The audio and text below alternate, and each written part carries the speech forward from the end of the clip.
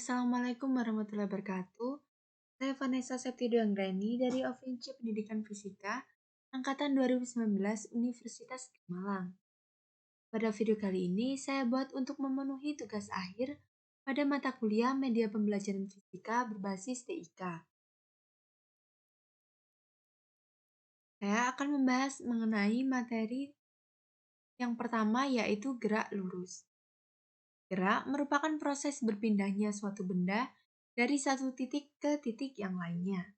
Syarat utama benda dikatakan bergerak adalah adanya perubahan posisi benda terhadap titik acuannya.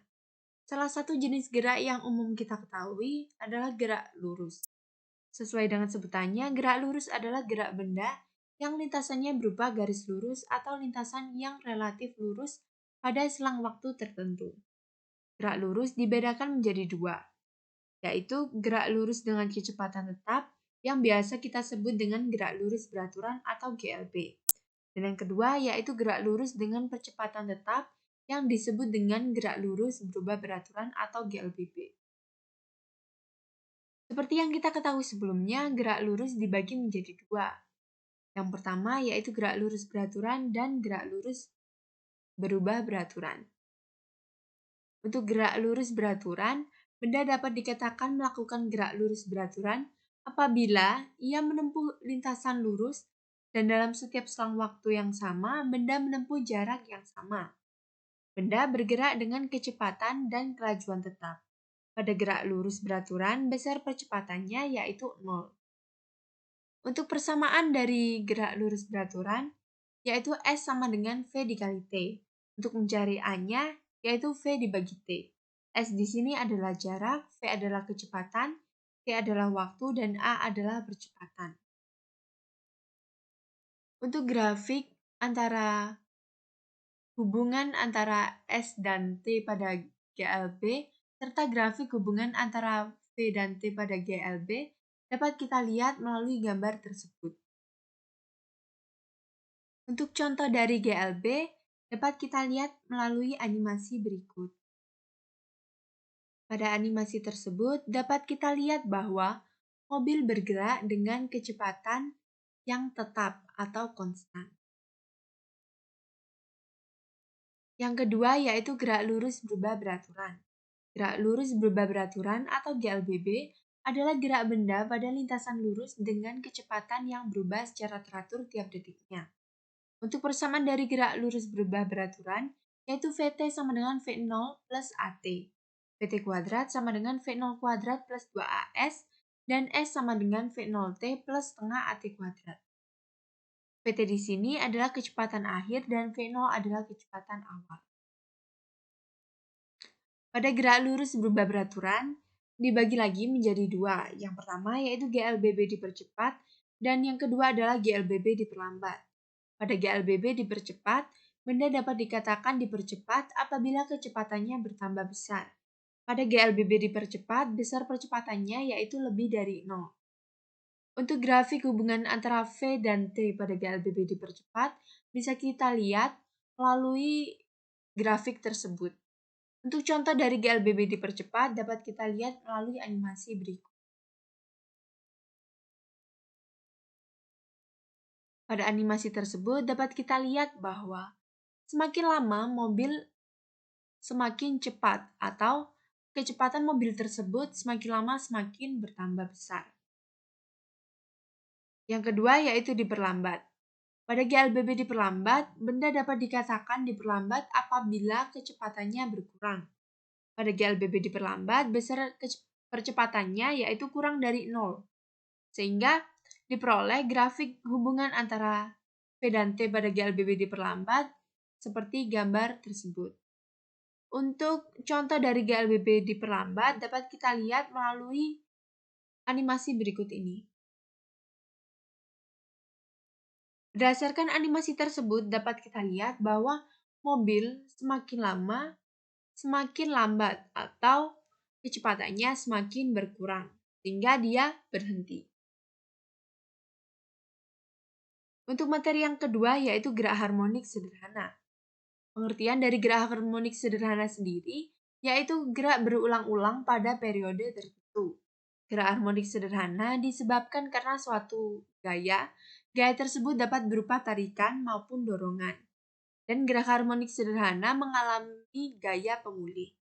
Pada konsep gerak harmonik, terdapat beberapa besaran fisika yang dimiliki oleh benda yang berosilasi. Besaran tersebut diantaranya yaitu, yang pertama adalah simpangan atau Y. Simpangan merupakan jarak benda dari titik kesetimbangan. Yang kedua adalah frekuensi atau F. Frekuensi merupakan banyaknya getaran setiap waktunya. Yang ketiga adalah periode atau T. Periode merupakan banyaknya waktu dalam satu getaran. Yang keempat atau yang terakhir yaitu amplitudo atau A. Amplitudo merupakan simpangan maksimum. Syarat suatu benda dikatakan gerak harmonik sederhana yaitu osilasinya yang periodik. Terdapat gaya pemulih pada osilasi tersebut, arah percepatan atau gaya yang bekerja mengarah ke titik kesetimbangan.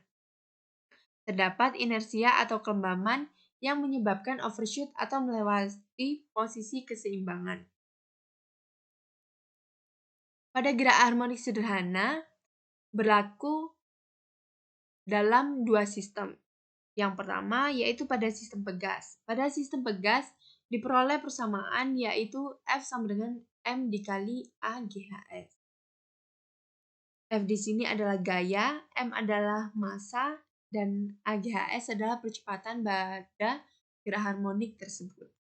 Kemudian Fp sama dengan min K dikali X. Fp di sini adalah gaya pemulih, dan min K adalah konstanta dari pegas.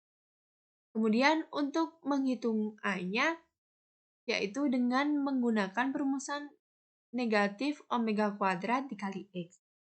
Omega di sini adalah frekuensi sudut. Untuk menghitung frekuensi sudutnya, yaitu dengan menggunakan perumusan 2pi dikali F.